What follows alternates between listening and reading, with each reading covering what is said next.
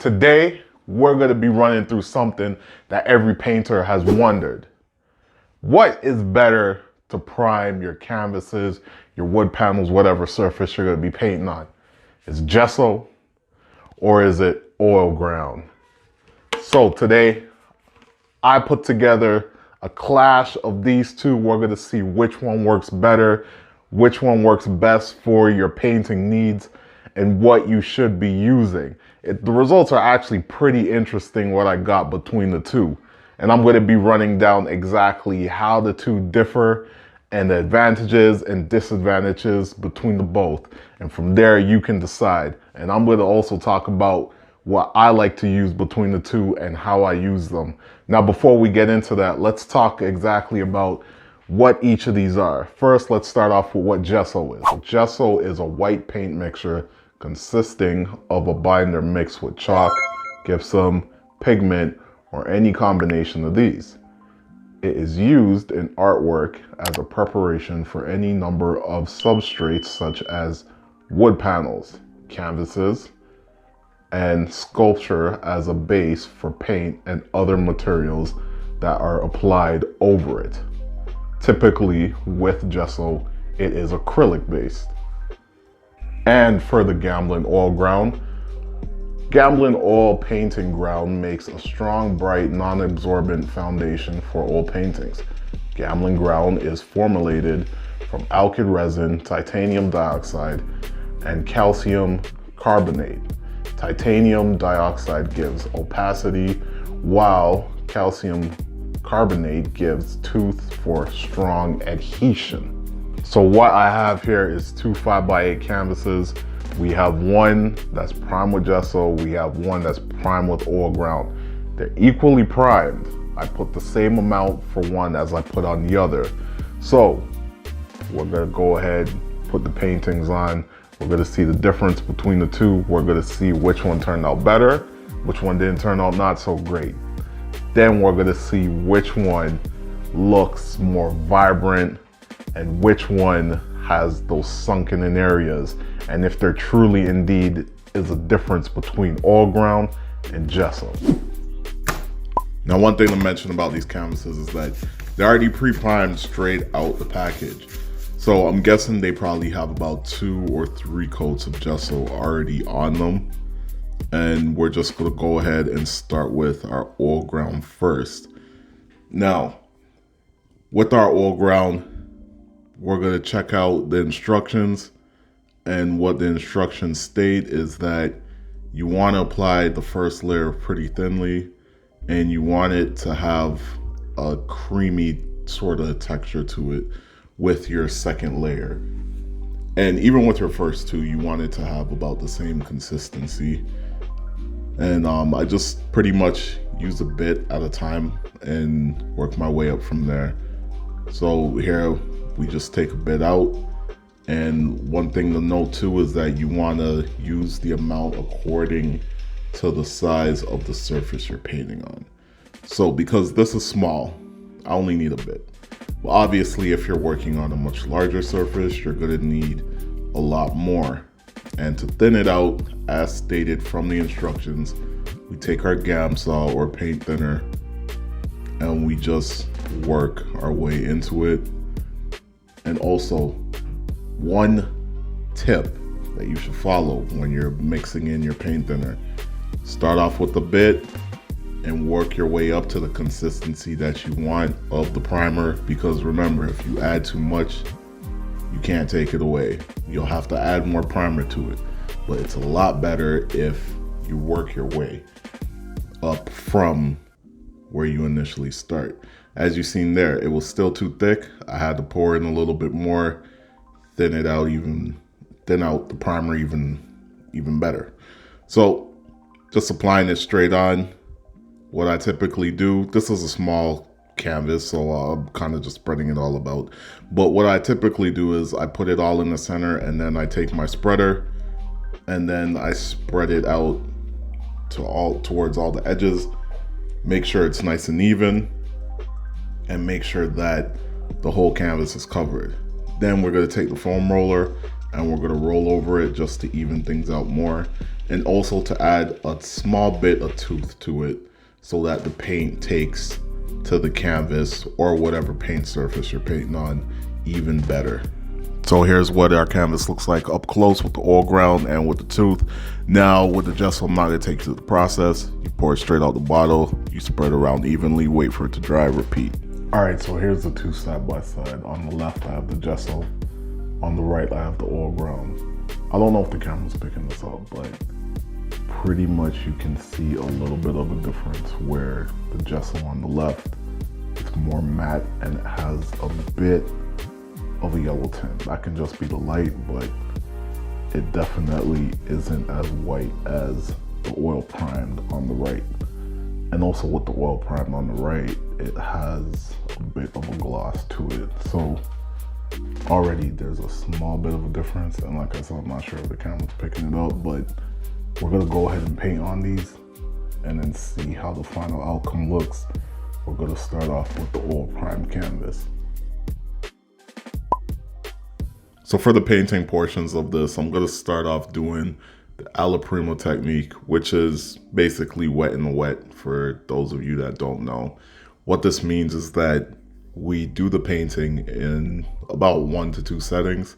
Here I'm just gonna do it all in one setting. And with the wet into wet, that just means that the paint is consistently wet throughout your whole session and you're not waiting for it to dry to apply your next layer. Now, painting on the oil prime surface on the canvas, the paint's moving fairly well. I'm not finding any sort of issue with it at this stage of the painting. However, when I start getting around here, it starts the canvas starts feeling kind of sticky, if that makes any sense. I'm guessing that's probably an issue with the drying time as to me actually letting the primer fully set in. So now we're gonna go ahead and do a light test and see if there's any sunken in areas. And the paint, as you see, is evenly across the canvas. There's no sunken in areas. The paint is right on top of that primed surface. It's not matte or dull in any area. Now we're getting in to our second painting here, and this painting is done on the gesso primed canvas. So again, same technique. The only thing different is that I just stenciled it out first instead of just painting it on. But the painting technique is the same, similar colors, so that we can get a really good comparison. So let's go ahead and talk about our Spider-Man painting. Now, when we do our light test, as you can see, there's some dull areas, there's some glossy areas. If we take our Sub-Zero, which was done with the oil ground, it's even. So what happened here as to where some areas are dull and some areas are glossy, like the head right here is pretty dull. What basically happens is that the paint, it has sunken into the gesso in these areas, whereas it has stayed on top of the surface in the glossy areas. So that's basically what has happened here. However, there is a quick fix for that, and I'll get into that in my final thoughts. But we have a clear visual now of how the two painting surfaces differ. And one thing to also note is that I put the same amount of gesso as I did on the oil ground onto the canvas. These already come pre-primed, so I didn't go crazy and put a ton of coats. I made sure they were both even for this test. So both of our paints are complete. Let's go ahead and talk about the pros and cons of gesso and oil ground. Which one came out better? You decide. But let's go ahead and talk about the benefits of each of these. So let's go ahead and talk about gesso first. Now, the pros and what I absolutely love about gesso is that I'm able to use it for multimedia, meaning I can use it when I'm doing pictures that contain acrylics. Also with oils, I can also paste things on top of it. So for example, like with my King Von project, I pasted some dollar bills on top. With all ground, you can't do that. You can't put any other type of primer or primer such as the GAC 100 that I used to put on the bills. You can't put that on top of all ground. You can't, it's not a multimedia primer. Now, also with the gesso, which is another great thing about it, is that it dries really fast. So as opposed to all ground, you don't have to wait a week, 2 weeks for it to be fully dried and ready to go to paint. And because it dries fast, that means you're also able to put on your layers a lot faster, which takes me over to the cons.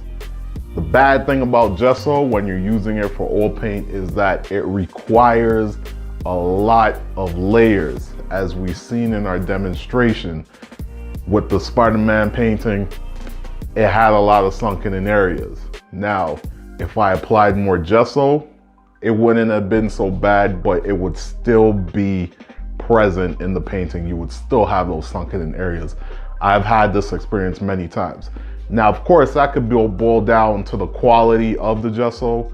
However, I've tried many different types of gessos and I still find this problem. Sometimes it's less with other brands than it is with the better brands. This is an economy gesso. So that's the con with the gesso. But I do like the fact that I can use it for multimedia pictures and I'm able to mix things up. Now let's go ahead and talk about the oil ground. Now, the thing that I absolutely love about the oil ground is that when I use it to prep my surfaces, when I use it as a primer for my surfaces, it has my paintings looking nice, bright, vibrant. If I'm doing a painting that's more monochromatic or it's a more cooler color painting, it has those deep, rich tones to it. It just gives your oil paintings a whole nother look that I absolutely love. Another thing too that I absolutely love about it is that there is no sinking at all. For as long as I've been using this, I've had no problems with sinking. As where you've seen with the gesso, there was a lot of sunken in areas. Another good thing too is that the oil ground, when you're applying it on, I find that it levels out pretty good. Whereas the gesso, I've had to keep working it a few times. But with the oil ground, I didn't really have to work it around the surface that much. Now, keep in mind, whether you're using oil ground or gesso, one of the things is that when you apply that first layer, that's always going to be the toughest layer to really get out smooth. But then after, when you apply more and more layers, then it adheres to the previous layer better. So let's talk about the cons of oil ground. The first and foremost, the prep time. It takes a long time to prep compared to gesso. There's a lot more involved, as you've seen. Gesso, you can just pretty much use it straight out the bottle or whatever it came in, container. Whereas oil ground, there's a bit more work to it. Another con about the oil ground, you can't use it multimedia. You can only use it for oil paintings. You can't put acrylic on top of the oil ground. You can't put any other type of material on top of the oil ground. You can only put the oil paint on top of the oil ground. So if you're somebody that likes to do multimedia, please keep that in mind. This is only and strictly for your oil paintings. You cannot do anything else. And one of the biggest hangups for me about the oil ground is just how long it takes to dry before I can actually use it to start painting. It takes about a week or 2 weeks. If you're using something that's lead based, from what I read, you can wait up to 6 months sometimes. Sometimes it could be as short as 3 months. Listen, when I want to create, when I have that itch, that urge to just boom, get something on the canvas, I want to be able to have it ready to go, or have it ready to go within a short amount of time span if I do have to wait. I don't want to be waiting months on end. So that's also a con for me in terms of oil ground. Now with the Gamblin brand, it's only a week to 2 weeks. I always say go for the longer range just to be 100% safe and make sure that it's 100% dry. So we could cap it at 2 weeks. So typically you're gonna have to be waiting 2 weeks to get your idea out on the canvas. Whereas gesso, you know, you wait, you know, 24, 48 hours, a day or two, and then it's boom, ready to go. You can get your idea out. You could present your beautiful artwork to the world. So now when it comes to the two, which one do I use more? Which one wins this bout? Which one would I recommend to you guys? My decision, I'm gonna have to go with a tie. The reason is because both of these function in different spaces and they're both good for the pros of what they can do. Like I said, this really helps out when you're doing multimedia work. However, if you're just doing strictly oil painting, this is gonna be your best bet.